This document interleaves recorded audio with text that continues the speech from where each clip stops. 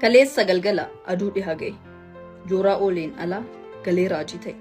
Akkuma koo durii yoom mana koo ga'u balbala koos banee yoon ol seenuuf ka'u. Amanuun dadhabe raajiidha yaafiraa waan hin eegnetu siree koorra jira. Isheen siree koorraa afamtee mul'attu nan bare akka isheen qalbii kiyya hattu. Ishee argee kanaan miirri koos takkaatti kottu narra bu'i waan jedhu fakkaatti. Gaafan itti siiqee ilaalus maaf dhiisti luka gargar bantee dugdaan galtee ciifti. Anis gidduu galuuf maaltu wal dhiisare hamman uffata koo baasuttan jarjare.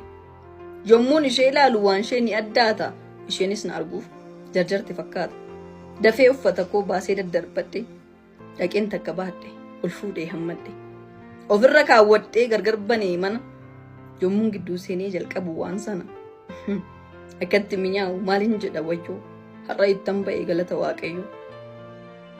Miira namaa fuudhee nama gammachiisa akkuma aannanii labbee namaa jiisa. Ani argeen beeku takkaa waan akkana ittiyyuu gidduu ishee bargaanfattee bana. Sirrittin ilaale haalaan gadi qabee jedhee quufuyyuu hin dadhabe. Keessaa bahuun jibbe keessa buluu yaade garummoo dadhabbii firrimni nagaade. Boodarra dadhabnaan hirribni koos dhufee dubbisuu koo dhaabeen kitaabittii cufe. Boruun itti fufaa jedheen itti dhiise kitaaba ajaa'ibaa fuula 70 irra gaheen ciise. Lammata hin dhiisu jedheen gale waadaa kitaaba dubbisuu haa godhannu aadaa.